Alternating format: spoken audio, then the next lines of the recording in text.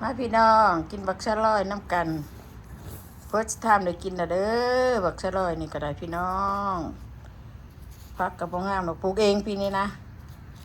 ขน่อยปลูกเองเบิ้งมันเป็นพักเป็นยังอยู่บ่ขน่อยสิพี่ให้เบิ้งเด้อพี่เบิ้งน้ำกันพี่น้องมันเป็นไนเป็นยังอยู่อ่ะเอาหน่อยงามๆมาหน่อยเนาะปีคูชาดิมิตรพัวปลูกปีนี้ขน่อยปลูกกินเองโอ้มีโบ มีโบมีเบมาเบิ่งกันเนี่ยเสาแม่นบ่เฮาปลูกเขาบอกเจ้าแล้ว นี่มันบ่ดาวเอียด เอาบ่ใครให้เบิ่งเห็นบ่ที่คือแค่ผู้เจ้าเลยเขาบอกเจ้าแล้วว่าเฮาปลูกเองมันเป็นแบบนี้เขาบอกเจ้าแล้วเบิ่งพักบ่หรือว่ามันเป็นบางพักบ่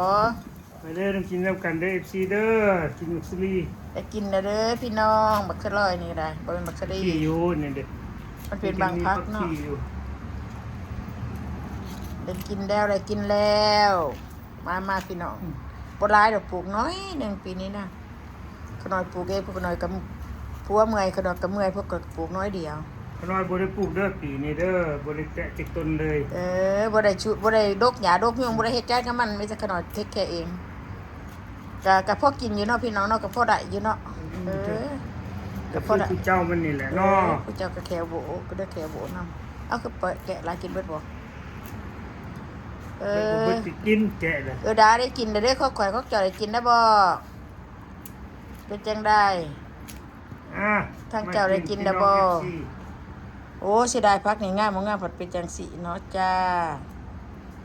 นี่งามทางนี้ทางนี้บ่งามบ่เป็นจังสีแล้วเนาะโอ้น้องพี่น้องดูนี่ก็ได้แค่นี้ก็ว่าดีแล้วละก็บ่เว่ๆนี่แหละพักโบพักงามก็มีพักขี้ดาก็มีน้ำมันบ่ทั่วถึงเพราะว่าน้ำแห้งได้ก็เลยประหยัดหน่อยๆพี่น้องโอเคพี่น้องเอา